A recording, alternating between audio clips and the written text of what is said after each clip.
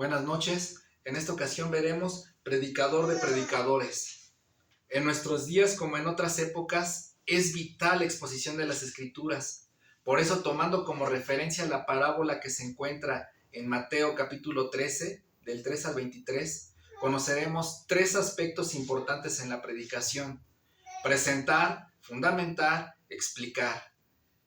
Estos tres principios, tú como discípulo de Cristo, debes apropiártelos para exponer fielmente la palabra de Dios. Aprenderemos del predicador de predicadores, es decir, de nuestro Señor Jesucristo, quien presentó la parábola, dio el fundamento del por qué habló en parábolas y al final explicó la parábola.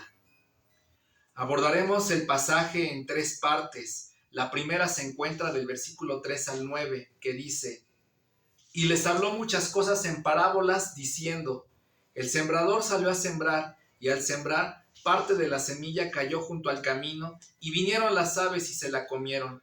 Otra parte cayó en pedregales, donde no tenía mucha tierra, y enseguida brotó porque no tenía profundidad de tierra. Pero cuando salió el sol, se quemó, y porque no tenía raíz, se secó. Otra parte cayó entre espinos, y los espinos crecieron y la ahogaron.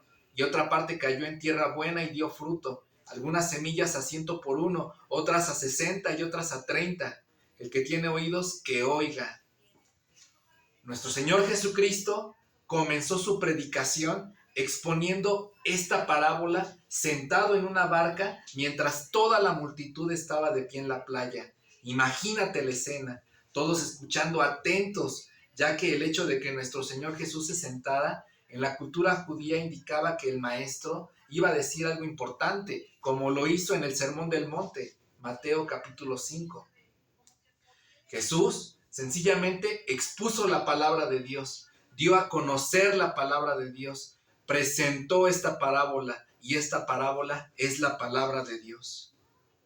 Ese es el primer principio que debes de cuidar. Presenta la palabra de Dios, no la omitas. Jesús presentó la parábola, y en este caso una parábola es un suceso generalmente de la vida diaria que es usado para ilustrar una enseñanza. Estamos viendo tres principios que debes de cuidar al exponer la palabra de Dios. Número 1, lo acabamos de ver, y es básicamente presenta la palabra de Dios. Ahora vamos a ver el segundo principio, fundamenta la postura bíblica. Y vamos a verlo tomando la segunda parte del pasaje, que va del versículo 10 al 17. Vamos a conocer el propósito de las parábolas. Para saber el por qué Jesús habló por medio de parábolas, debemos de tener el contexto previo. Y en el Evangelio de Mateo, además de que nos ha relatado la vida de nuestro Señor Jesucristo, como lo fue su nacimiento, su bautismo, su inicio de ministerio, y de que Él cuando enseñaba y sanaba a los enfermos, su fama se fue extendiendo a muchas partes de la región, como dice Mateo 4:25. Pues sabemos que hubo muchas multitudes que estaban atentos a lo que Él hacía o decía, pero también había personas que, a pesar de haber visto con sus propios ojos los milagros que Jesús hacía, sencillamente mostraron un rechazo total hacia Jesús. Encontramos varios ejemplos, como está en el capítulo 9, versículos del 27 al 34, donde decían los fariseos que Él echaba fuera a los demonios por el príncipe de los demonios. Más adelante, en el capítulo 12, versículos del 9 al 14, cuando Jesús sanó a un hombre que tenía la mano seca, se dice que los fariseos hicieron planes contra Él para ver cómo lo podrían destruir. Y algo que marcó la pauta del por qué Jesús empezó a hablar por medio de parábolas se encuentra en este capítulo, en el capítulo 12, versículos del 22 al 32, donde nos relata de que Jesús sanó a un endemoniado ciego y mudo, y que ante esto las multitudes asombradas decían: ¿acaso no es este el hijo de David? Pero los fariseos, que también escucharon eso, dijeron: este no expulsa a los demonios sino por Beelzebú, el príncipe de los demonios. Jesús, cuando lo llegaban a cuestionar, acusar, pues él no se quedaba callado. Y ante esta situación, él comentó lo siguiente, versículo 32. Pero al que hable contra el Espíritu Santo, no les...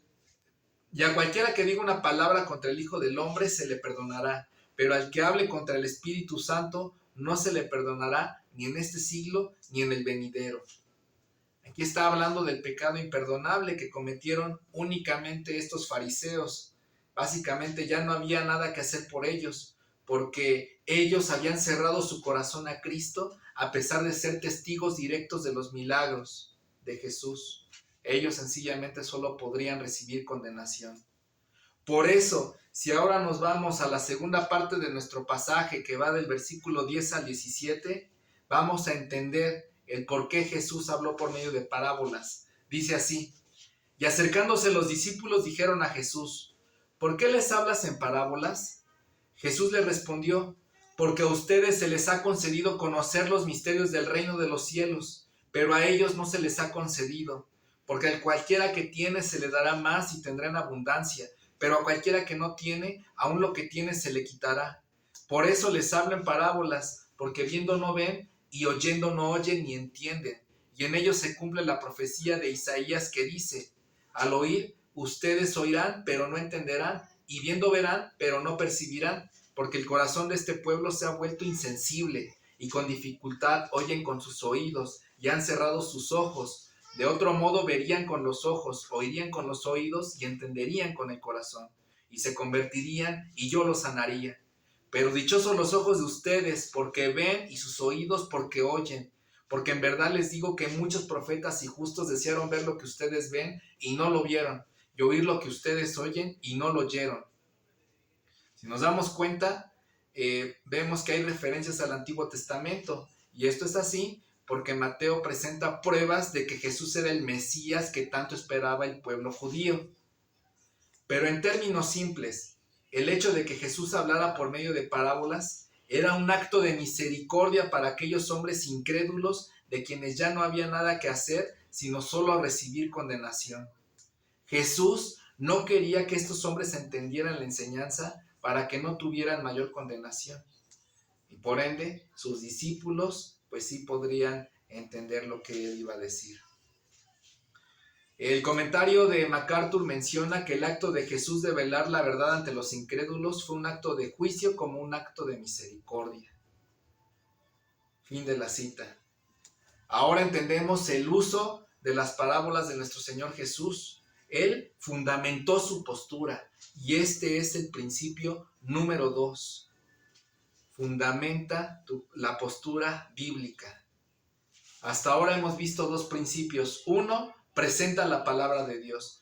Y principio número 2, fundamenta la postura bíblica. Son los principios que debes de cuidar al exponer la palabra de Dios. Ahora vamos a ver el principio número 3. Explica la palabra de Dios. Y esto lo encontraremos en la tercera parte del pasaje que está del versículo 18 al 23. Que dice: ustedes, pues, escuchen la parábola del sembrador. A todo el que oye la palabra del reino y no la entiende, el maligno viene y arrebata lo que fue sembrado en su corazón. Este es aquel en quien se sembró la semilla junto al camino, y aquel en quien se sembró la semilla en pedregales. Este es el que oye la palabra y enseguida la recibe con gozo, pero no tiene raíz profunda en sí mismo, sino que solo es temporal. Y cuando por causa de la palabra viene la aflicción o la persecución, enseguida se aparta de ella. Y aquel en quien se sembró la semilla entre espinos, este es el que oye la palabra, pero las preocupaciones del mundo y el engaño de las riquezas ahogan la palabra y se queda sin fruto. Pero aquel en quien se sembró la semilla en tierra buena, este es el que oye la palabra y la entiende. Este sí da fruto y produce uno a 100, otro a 60 y otro a 30 por uno. Términos simples, Jesús explicó la parábola. Por tal razón, aquí vemos los 3 principios que deben de prevalecer en la exposición de la palabra de Dios. Presenta, fundamenta y explica.